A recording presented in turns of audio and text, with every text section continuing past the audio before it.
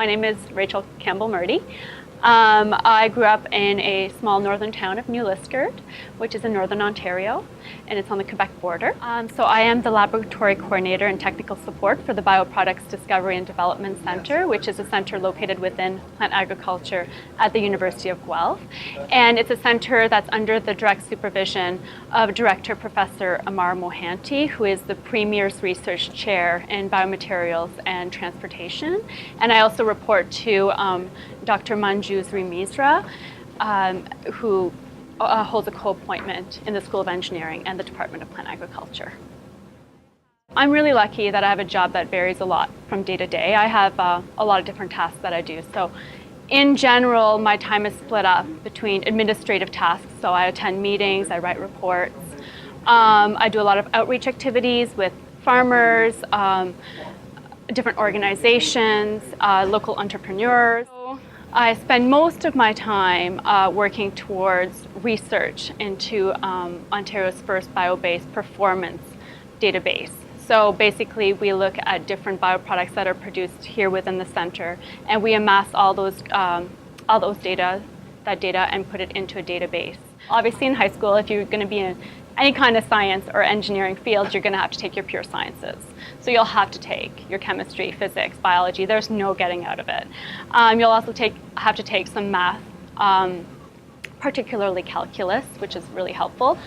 All of these courses are offered in a first year degree as well, but you might as well take them in high school and save yourself the money.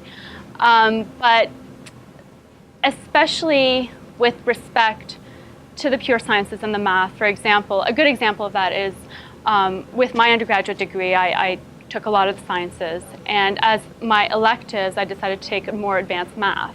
And that's not just particularly because I love math, it's just because I thought that it would help me in the future, and actually that is the only reason that I was accepted into a PhD degree in chemical engineering without having to do a transition biology to engineering year, because I'm not an engineer. So I was the first one to be able to do that because of all the math I took.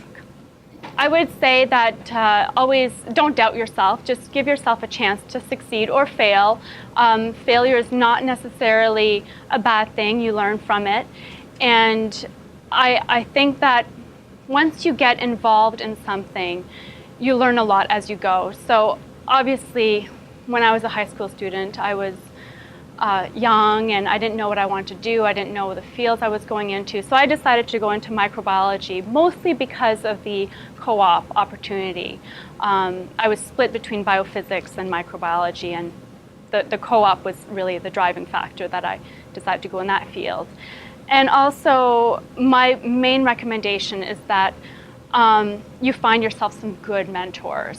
So I've had a series of amazing mentors, and I've been really fortunate that have kind of guided me throughout my undergrad and then my master's and my PhD, and it continues on. And I think that when you form yourself a network of mentors and all these people who are willing to guide you, it really benefits you overall. I think that if I could be anybody for a week, I would probably choose to be my favorite dragon, Kevin O'Leary, because he's amazing. And I listen to his opinion every day on the radio and on TV. And I don't always follow his advice, but I really love listening to it. And I think that his life is probably really hectic, but it must be so much fun and exciting. So that's who I probably would want to pick.